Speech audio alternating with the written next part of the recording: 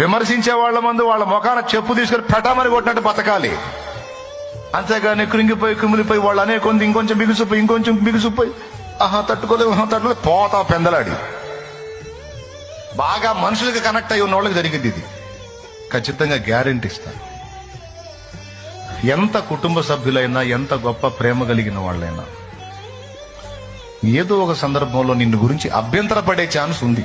నీ దగ్గర ఏ తప్పు లేకపోయినా నిన్ను నిందించే అవకాశం ఉంది. ఈ సున్నిత మనసు కలిగిన వాళ్ళు దాన్ని పట్టుకుంటారు.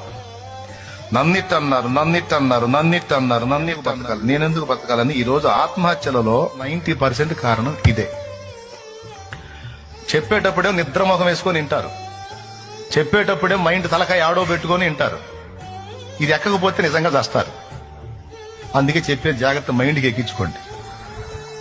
ఎందుకు అంతసేపు ఎఫెక్షన్ వాళ్ళ మీద?